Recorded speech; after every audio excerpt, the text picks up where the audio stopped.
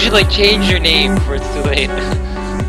You should. You should just drop the maggot part and just be Mini. Maybe.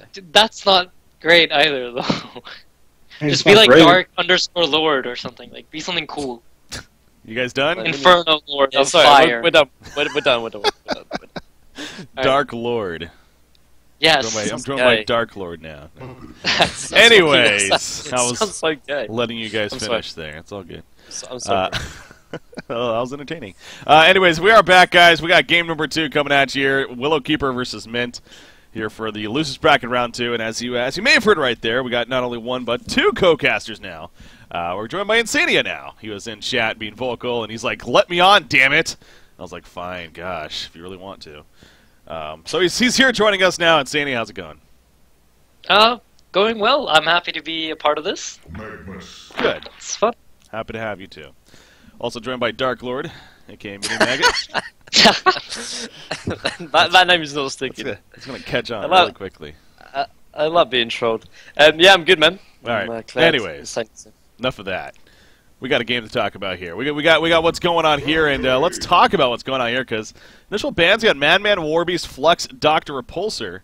We got Swiftblade into Kraken, Kinesis into Puppet Master, Magnus into Valkyrie is what we're looking at here. So, what are your thoughts on this? We'll start with Insania first. What we got here?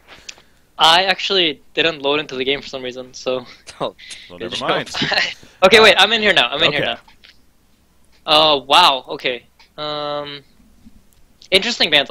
They kind of like switched heroes a little bit, I feel. Just looking at the picks, I feel like the heroes that Tree have right now feel much more minty, and the mint heroes feel really tree, if you can say that. Okay. Tree. So it feels like they're just like trying to take heroes away from each other more than anything else. Yeah. All right. So, Minnie, what about you? Any insight on what we got here? Yeah, I mean, I'd have to agree though as well. Like Kraken, we talked about Labyrinth and his Kraken plays. I mean, I think Kraken as well. Like, I mean, I think it was Swindle was on the last podcast, and he still thinks the hero is incredibly strong, and the hero is still really incredibly strong. Like, it's kind of like a hero that almost has like a Tempest Black Hole, but you can still attack in it, obviously, if you land it correctly. Like, it goes through, obviously, BKB with the lockdown, and still incredibly strong in the late game, as we saw the last game as well, Breaky, so. That we did, and the possibility of Restless Stone even there showed us too, so. Yeah, the bans actually, one more ban on either side. There we go with leading team at least. We got Riftwalker, Glacius, Behemoth, Empath, Andromeda Rhapsody. Very, very support-heavy bans on either side, in fact. So it's going to limit some options here. Now back over to Mint. They're right-clicking that Bubbles. Seems like that could be a possible option for them, but how about the Valkyrie, though? I know you guys, Insanity, you guys have actually been running a little bit of Valkyrie yourselves, and is Valkyrie becoming a hero to kind of reckon with again? Is she actually a solid hero, you think?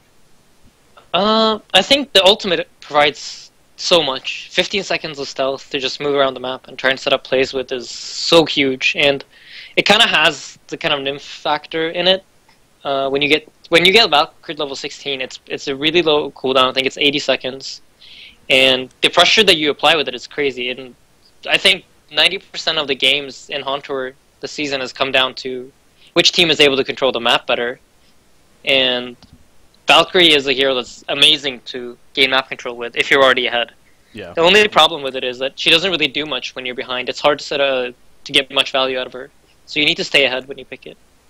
But, I mean, don't you think the Vowed Rot is somewhat trumped her ultimate, though? Obviously, it's still good, obviously, but before it was so much better before Vowed Rot, but I don't know. 'Cause it still does Not similar really. things, I mean, not really. If you look at, like, last game, I feel like Tree, if they did not buy, like, if the item was not in the game, they would have probably had, like, another item on every single one of their heroes. They did use it a lot, to be fair. It felt like They they'd, like, used it thousands so of much. And, like, but when you see people use Valkyrie, like, it's always a kill. I mean, it's very rare that you see Valkyrie get used without it resulting in something, at least. Normally, like, either you manage to take over the enemy team's woods, you manage to push out a lane really deep, you manage to get a kill. You always get something out of it. So, no, I don't really feel like they overlap at all. Well, it's also, I mean, the obvious, too. Valkyrie Prism can be used a lot more defensively, too. in cases where maybe trying to run away from a fight and help escape in that sense. Where Veiled Rot, you can't really do that as effectively. So there is purpose, definitely. But yeah, I can see the argument though. Veiled Rot maybe takes away a little bit. But was the Bubbles pick? You see the Blitz pick though coming out from Willowkeeper. Again, very heavy on the support band. So going to the next tier of support, you could say. I think Blitz might be. I guess it can't be Suicide. I guess if Valkyrie's picked up, but I know they played Blitz against Noston yesterday. As they did, yeah. Suicide. That's true. But in this case, it seems like probably lining up more as a support option here, which definitely both of you are support players. But Insania, is Blitz a hero that you can find yourself drafting? Or? Yeah, for sure. I mean, I obviously every hero that you mention, I have to say that I consider in the draft, just because I don't want my opposition to know. But no, I definitely could consider. I think the support-heavy bans in this game really favored Tree more than Mint, because Swiftblade, when you pick him up against Puppet Master, this is something that you'd see old BMG do a lot. I saw Hanskin in the chat earlier, so this is really fresh in my mind now. But they would, whenever someone picked Puppet, they would always respond with a Swiftblade long lane tri-lane. And Puppet Master, if he's not able to use the crowd control to output damage, then he's really not good for much. Sure, he has the crit, but on the ability. Basically, 3 of his skills become nullified by the Swiftblade spin. So he's a really strong pick against it. But by banning out a lot of the strong tri-lane supports here, Tree have lowered the risk of Mint running that aggressive Swiftblade tri-lane. So I think it was good for them, and being forced onto a support like Blitz in this situation isn't too harmful for them. It still fits their draft. All right. And now they got that final pick coming out. About 10 seconds remaining of extra time, so put some good thought into it. It's just a matter of what they want to go with. I mean, the right-click and the Monkey King there. That'd be definitely something a little different. Demented Shaman, all right. Kind of comes out of left field a little bit. I like it a little bit, though, because I think one issue we had, it wasn't last game, but I think it might be the last series, that Kinesis was, I think it was, BMG who played the Kinesis. Like, that hero does so much burst potential, but obviously if you can get the nice clutch saves with the Superman cape, then can turn a couple of team fights, and they don't have, a Legionnaire in this game, so I can't cut through that, which is pretty cool. We haven't seen Demented Shaman in ages, though. I don't know what Insania thinks of the hero, but I guess it doesn't fit the meta first. I don't know. As a main support, I don't know, but... No, talk to me. Talk to me, Insania. Dude, I love it. DS is... Okay, this is for Panny, but back in TDM, we used to pick Zephyr DS mid all the time. It was limp on Zephyr, so obviously we'd have to pick it. And it's crazy good. And I think DS is really underrated, probably even forgotten in some sense. And in this specific game, I don't think he's going to do too much because there's just simply too much burst damage on the Legion side. Healers in general have the most impact when, that little bit of heal that they apply, the 140 damage, when that is a difference maker between someone dying and not. In this game, Mint has so much damage that they can just throw at Tree that the DS heal is just basically not even going to be noticed that much. Unless Tree get ahead and Fusen does some huge plays like he did in the last game. But pure draft-wise, it's not the best fit here, I don't feel. All right, yeah, he does seem like a hero again, as you use that word, the niche hero, and similar fits in certain lineups with certain heroes, like you pointed out, the Zephyr or something like that. And yeah, it doesn't really feel like they necessarily have that, but at the same time, they're gonna. That's the idea, though. They're gonna make it work somehow. But that's what I'm getting to. I don't know. It's just as a main support, especially. Yeah, having that synergy, then sure, that can make sense to me. But yeah, the fact that they don't really have that synergy kind of worries me a bit. Because really, what is Jeraziah bringing? Or not Jeraziah, but does Demented Shaman bring to the table? If they doesn't have that to work with, but. I mean, a lot of the sports were banned out though, like Empath, Reporter, they were. Glaciers, but there's still plenty of other picked supports. I mean, OP Jester. Voodoo Jester. Yeah, man, that hero is so sick now. Well, he was always sick, but it also doesn't feel like a Tree hero. I mean, Tree known as a very active team, and Dement is not the most active, roaming, gonna set up kills hero. So But normally though, when you run two aggressive supports, running defensive supports is normally decent though, as long as you can actually make use of the abilities. Keeping TP on early is really, really important. If there is any rotations from Mint, for example, their aggressive supports, Fusen has to be there to sort of counter with their defensive plays. Yeah, that is true. I know we were talking about that with the Valkyrie, but it's with all that gold that they spend on the Veiled Ra, they figure out the Valkyrie pickup. It's let's not spend all that gold. Instead, we'll just press R as Valkyrie and make it a little bit easier. Get items instead. What's I'm wondering what your thoughts are on Kinesis Insania. Like, suicide or support? What chance runs better? Or does it depend on the game? It's hard to say, man. Depends on the team, even, I'd say. Yeah? Well, because of the player, or...? Yeah, like Serenia... Serenia, I think Serenia loves Kinesis. Like, he's... Because, you know, back in Rexars, he would want to play that hero a lot. Yeah, I think it was one game me and Breaky casted, actually, where Kinesis did, like, 25% of the damage, and he was, like, the first support, which, to me, like, blew my mind, which was insane. It probably was him. Yeah, it was, I remember, it was the Rexars playing it. It was ridiculous. Doing so much work, I remember. Is it in Serenia's hands? Is he playing at this game? No. I can't remember. I can't remember the draft. Yeah. We'll double check when we get back into it, but... I know. Yeah. Unfortunately remaking, because somebody misclicked their level up ability. Stats level 1 is usually not the most powerful ability, though, so... What if you're Hammerstone? Unless you're Hammerstone. No. Still not used to it. No. Is there any hero where stats is like... No, there's not, right? There's no. That wouldn't. It can't be. That means that would be a bad designed hero. Like, if that's the case, then it's like, why is this hero in the game? Yeah. Could you maybe like argue Gemini that's going like stat build in the short lane could maybe like, go stats? I mean, the one person who used to build stats all the time was Twin Fang, and even at level 1 he would get the Twin Fang ability. Yeah, but he played it off lane more, and he was like, say you're like in a tree tri lane in the short lane, and you're like 100% sure you're just going stats and you're passive, then maybe. We'll figure this out. You'd still want to farm the jungle though, so you'd want your Twin Breath at least, no? I guess at the first, maybe you're right actually, because I guess you'd get the Twin. I don't think you would, but if any hero would. Yeah, I don't know. Yeah. This is pretty troll. This is important, so we really should get to the bottom of this. No. Alright, so we are in the remake here, and obviously, okay, so going through it. Okay, so again, now we get a clear picture of exactly what we're seeing. And yeah, Serenia. So, it is going to be Serenia on Kinesis. Again, you got the Demented Shaman rated up by Fusin over there. Okay. So Blitz secondary. Yeah, right on the main sports event. I mean, just look at the lineup. It's just not necessarily your Demented Shaman-esque lineup. But hey, for their sake, I hope it works out.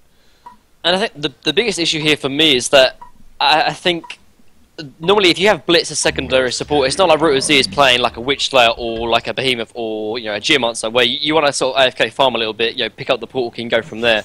Like Blitz is one of those heroes that probably wants to get active earlier on, and Demented Shaman as a support combo with Blitz isn't the most aggressive as we've already talked about.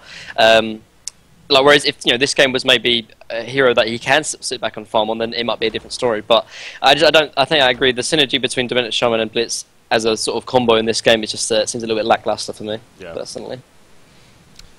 All right, here we go, though. By the way, a quick update on the other series, Shrek is Love versus Nullstone. Shrek did win the first game. Apparently it was a pretty close game in the end, and Shrek did come out on top, so they are currently in their game number 2 as well. And we got Nullstone playing some Oogie, so you should know how that ends up, but keep an eye on that. That turns out good. But another Lord Salforce pick, though, to kind of counter the Oogie. That's becoming more of a popular thing here. Interesting. Anyways, back to this game. You see a lot of roam going on from the off the bat. Not a whole lot of engagement, though, because they're elsewhere. As far as lanes go, are we expecting anything tricky, you think, or probably pretty straightforward here? I think tri-lanes from both sides. The only reason I can see for tree picking this Demented Shaman is to counter that long lane aggressive tri-lane. Because in the early phase of the game, the heal and the cape will have such big impact that I think it might not be possible for the Swiftblade to get kills. Because the cape actually gives a lot of base damage, which people don't think about. Yeah. But you get up to 60 attack damage when you max it out. And simply, if you just man up with that cape up, when Swiftblade is spinning with 3 heroes, I think you might be able to just hit through it and bring him down. Because he's fairly low on HP. He got his strength nerfed, and 511 HP for a melee hero is not a lot. So if anything, that should be the reason for their DS pick here. To just counter the laning phase, simply. Okay. You look at, speaking of countering the laning phase, look at Kinesis, man, doing that, using that Storm Spirit, not Storm Spirit, but telekinetic lift of his, basically Storm Spirit. Anyways, throwing them up in the air and you know, delaying the creep wave as a result. So the idea that they get some lane advantage here. Making use of that. So, ooh, off the bat, yeah, some good damage applied to Swiftblade, but it is going to be that aggressive tri-lane. So Kraken? What's Oh my goodness. Oh, wow. Kraken yeah, was dropping really, really low. Holy crap. How did that do a Magnus? What the hell happened I there? think it's just right clicking each other to death. Okay. I think the biggest impact though is that this pull cam has been blocked though. We saw it in, was it this game? Yeah, it was this game. Was it game 1? Where the tri lane for Treewit's much better because they had access to that pull cam. But in this game, they just simply weren't. So yeah, Mint gonna at least have a better tri lane than last game at least. Ooh, yeah, that counter ward's just out of range of the ward side. So they tried, but unfortunately unsuccessful. Yeah, they will not have that to work with. So yeah, Blitz does make the adjustment because you see that though. Yeah, Swiftblade. Yeah, it does a lot of damage. As soon as it goes up, so, well, hey, I guess, yeah, there is, as you pointed out, Insania, there is definitely a purpose here. They're making use of it, most certainly. With that. Now, I will say, the downside of it, it does push the lane pretty aggressively when he's doing that. They're losing lane control anyway though because of Kinesis, so it makes sense, I think. I mean, there's in tri-lane versus tri-lanes, lane control is really not that important because both sides pretty much always have the damage to bring down any hero. It's just about trying to find the catch, and when the lane is constantly pushed into your tower, you have a full creep wave to deal with as a team that's trying to play aggressive, which is the Legion here. So having the lane pushed into their tower almost favors Tree, because now that the lane is pushed up, there's a lot more freedom for Mint to move around and try and come in from weird angles and set up kills to just find that catch. This is, as usual, pretty intense. We have been seeing a lot more of this tri versus tri lane action, too, it feels like. And not only today, but just in general. It's just becoming more of a thing that more fun. Teams are coming back. Of course, yeah, no, this, like, if there's any meta that's been the most active and most fun, it's definitely when tri versus tri. I mean, it just speaks for itself. There's always, it's just bound to have good action, so. From a spectator point of view, it's good to see. Magnus with a double damage in middle lane. He's applying some good pressure to Kraken once again, but not much. Here we go, the top lane though. There's a lift up on Invented Shaman, the big burst. Not enough though. That Unbreakable coming through, but only for so long. However, they did get the kill on a Swiftblade, and now Iceland Go-Go on Torture. A beautiful stun on both right there. Blitz is getting low. So is Torture. Look, can he finish off Blitz? Yes, he can. 2 for 2. Puppet Master wants to make it 3 for 2. Ain't gonna happen though. He's gonna be fine. Man, back and forth. But I guess big picture. I mean, Bloodlust for the Legion. However, they did lose their carry. Yeah, two kills on Balthazar as well, actually. So Yeah, so I think... I'd call that even, actually, probably. I don't know. Well, I'd say Tree comes out ahead here because it's simply level. It's very important. In tri-lane versus tri-lanes, gold. Oh wow, that's huge. I was down there and I was like, oh, he's fine. So I went back to the top, and all of a sudden he dies. How does that even? I That don't has know. to be in this play, right? Like your bubbles. That you got to take cover on. But, I don't know. Somehow. Somehow he gets picked off, and Boxy, it is Boxy. MVP. It is Boxy. It is Boxy. Oh god, not Anything could insane yet. happen. Why is he on this cast, man? Anyway. Let's be honest. Hey, there you go. Dominatrix Torture. A lot of support people. Yeah. Hey. It's Torture Glacius, like all these flash shells is. It's kind of hilarious, but anyways. Yeah, so you like Tree coming out, and again, the 2 kills on Puppet Master, if anything, that really does it in. And 3 to 30 gold per minute right now. We do see Swiftblade charging in. He's not spinning yet, though. He's taking a lot of good damage, so he's going to die. Oh my I don't know God. what he was thinking right there. I guess at that point he was already committed, but Zippy gets picked off, and now Serenia is going to fall as well. This tri versus tri lane going 100% now in favor of Willowkeeper right here. Blitz is going to be fine. Pops a Quicken just in case. Already Steam Boots on Puppet Master. If you're Mint here, it's how. Yeah, I was going to say they got to adjust, right? They sent Swiftblade bottom. It looks like. Yeah, they can't stay in this lane. This is the only way I could see the DS working out, and I think Mint just simply didn't respect it. Like if they would have just not tri-laned up here, then the DS would have probably been very useless this game. But because they did, this pick from Fusen is doing so much work, and I think honestly, I personally haven't been super impressed by Fusen, mechanically, but today he's been playing so good, and yeah, I think this is really fun to see. Like he's really stepped up his game. It feels like he feels Thailand coming up, so he's like, alright, time to release my Now's the time. secret. Yeah. Secret plays. Now's the time to get really good, apparently. So yeah, no I doubt. think Boxy's been training them. I think. Boxy, speaking of him, ooh, he's gonna be fine now. He knows Kinesis is here, puts out some damage, but no, he disjoints it. with that leap of his. So well played, and obviously very aware that things have shifted now.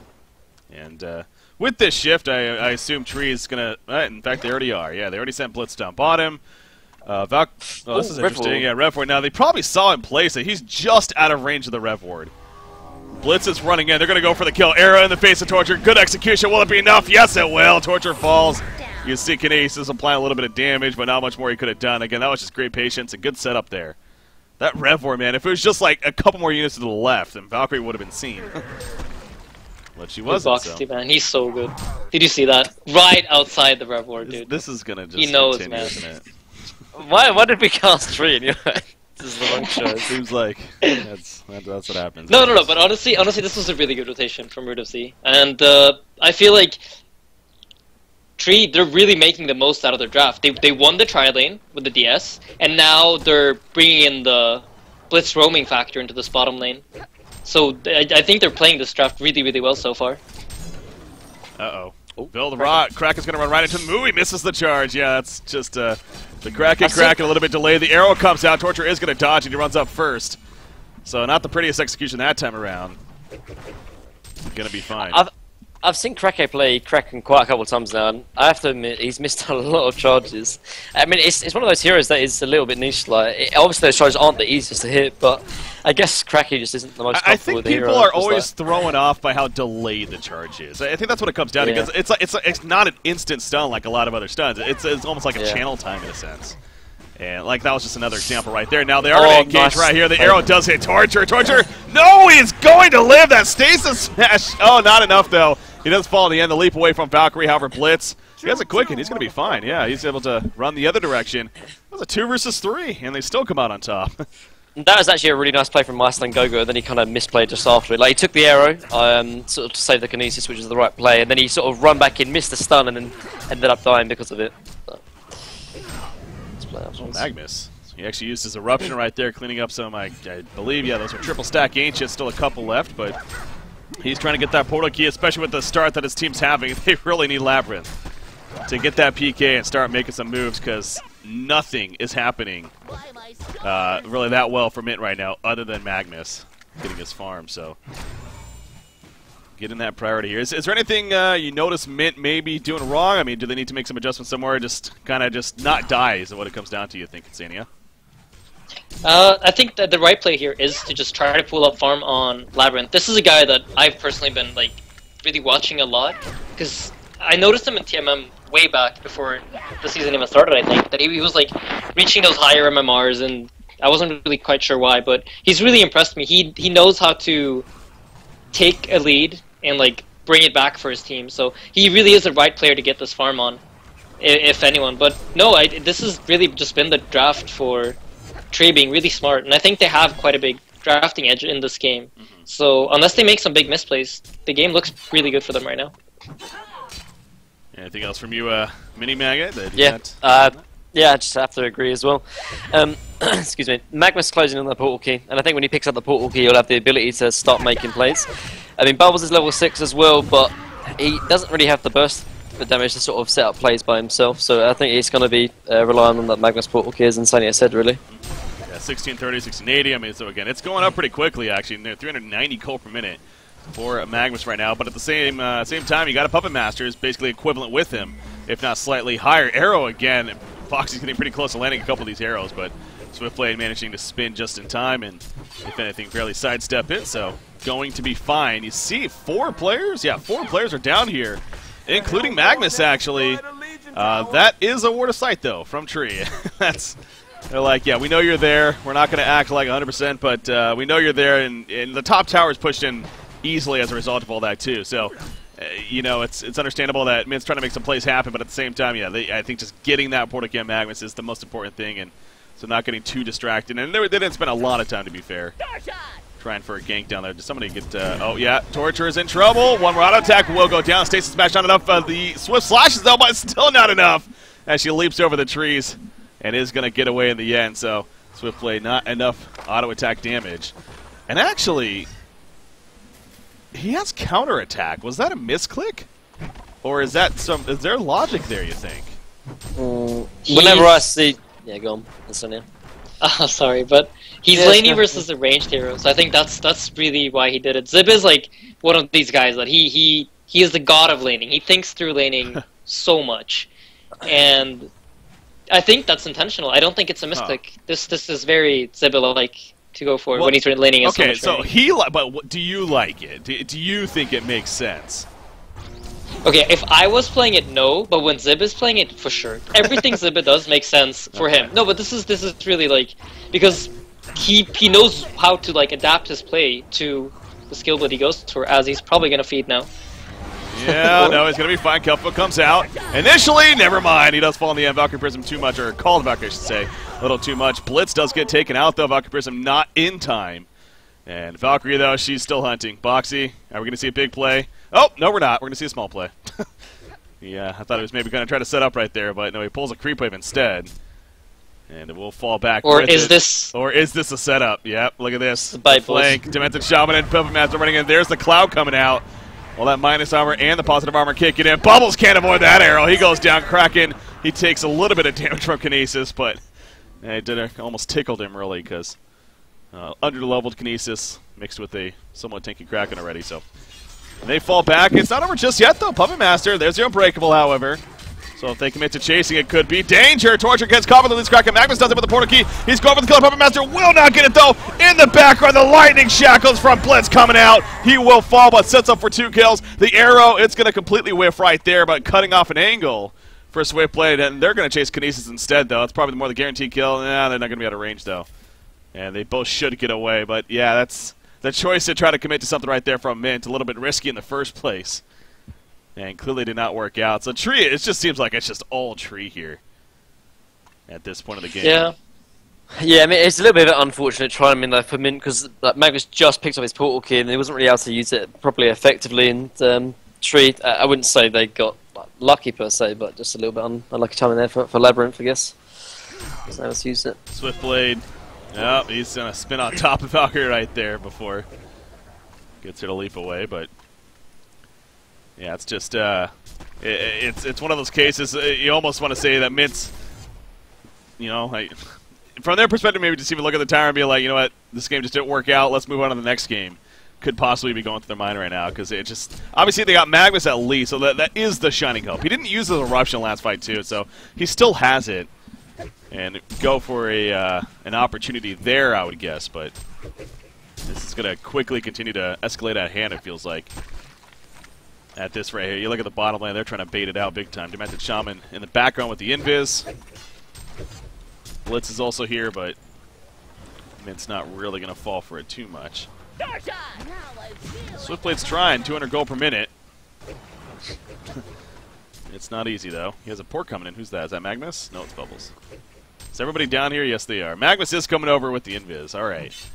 So maybe there's something here. Now, there is a Warden Sight spotting these guys. Demented Shaman goes on a Torture in the background. Here comes Valkyrie as well. The arrow, it's going to connect on a Torture. There's a Magnus eruption, though, but it released the Kraken on the supporting castle. A beautiful initiation from Labyrinth. He had 0 follow-up from the team. Kraken is picked off, however, but now Puppet Master joins the party. Blitz with the stun on Magnus. Puppet Master locking out Swiftblade. Swiftblade is able to mana battery, though, stay alive. Magnus stuns back in. He catches, I believe that's Demented Shaman going for the kill. Not going to get it, though. Down goes Magnus. And Puppet Master, again, just putting in the right clicks. He has another CC in 1 second. He's not going to be able to chase far enough, though. So, honestly, not too bad, I guess. Oh, Valkyrie? But what's up? Oh, wow. Valkyrie's back here. Okay. Double damage. I was watching the whole way. He backs off, obviously, because of the fight, then picks up a DD, all the way up, and then just thought, yeah, I'm going to go for a kill, and gets it. Swiftblade is avoiding that. Yeah, he's going to be fine now. So a little bit of fight there for me. I mean, again, it was a great jump from Magnus, but it's not the follow-up. That should have been their fight, honestly. This is something I noticed from watching Mint a little bit, and it's understandable because they're a rather new team, but they don't communicate very well. Serenia actually picked up everything around him, and like I was so sure he was going to drop it on the Magnus ult, and that would have netted them 2 kills, but instead he threw it at the full HP Kraken. Because I don't think Labyrinth called out that he was channeling the ult and going in there. Because had they coordinated that better, that could have easily been a 1 fight in their favor. And in a situation like this, getting 3 kills like that, it will swing the gold XP lead so fast back in their favor. Yeah, that's sad. Definitely didn't notice that myself. So, yeah, Serenia maybe, like you said, the communication just not 100% there. And Again, they, in a sense, Big Arlong is technically their 6th man, right? He's the one replacing Pro Busk in a sense, I believe. Yeah. That would be their 5-man roster if Busk instead of him. So there's that consideration too, but we can only reiterate that much. It's obviously, what's done is done, and you play on here, but or something that has to do with it too. Kraken at the top lane is he going to go. He wants to go on a Bubbles, but Bubbles a little too quick for him. It's going to be fine there. So, again, Magnus, he got the portal key. He's been trying to be active with it. Obviously, in the last fight, he has another Eruption coming up here. He's level 2 Eruption as well. So perhaps another opportunity. Is that the secondary tower top? Yeah, it was. Jeez. The secondary top already going down. Sure, denied, but still. I mean, I think it might be at the stage of the game where actually True are so far ahead, and it's only 16 minutes in, that I think if Mint want to get back in the game, it's going to be reliant on Tree making a misplay. Because they've got the... bottom lane though, Valkyrie. Jump on a Valkyrie. Yes, looks like to hit the creep majority, though. No. Only the first hit went on a Valkyrie. So RNG not in his favor right there. The arrow is going to be dodged by Torturer. But they used a lot. I really like what Fusen did there as well. Like, he was sitting behind Boxy the whole time, and this is what I was talking about earlier in the draft as well, how he's playing sort of the defensive supports. And when you play the defensive supports, it's not that you look for kills yourself, it's you sort of stop the kills happening for the other team, and that's exactly what he was doing. Just nice play there from Fusen. What? Iceland I have has no idea. 2 rev wards right next to each other. And they replaced with the exact same. That had to be misclick. That had to just be like panic clicking or something, but... It's 20 seconds in between them, actually. I think so, he probably was like in the team fight and didn't know that like he had a rev ward down, and he was like, "Dude, I gotta get this down." Yeah. Yeah. That's possible. But so they saw the blitz initially, but they couldn't keep track of him. He ends up jumping right there onto Swiftblade with Kraken. See Stasis Smash eventually coming out, but now here comes the Assassin Trout Puppet Master too. Oh, the 5-second arrow connects. Wrecked. Boxy's an all-star. There's a charge from Kraken right there. Kinesis is in trouble, and he is too. Deny maybe? Kill me, creeps! He's too much shield! Okay, he gets killed. Well played there. This is going to game 3. Like, you can like when you all chat like that, like, it's game 3 really. They're kind of having fun with it, yeah. Like I said, if anything, just discussing, but...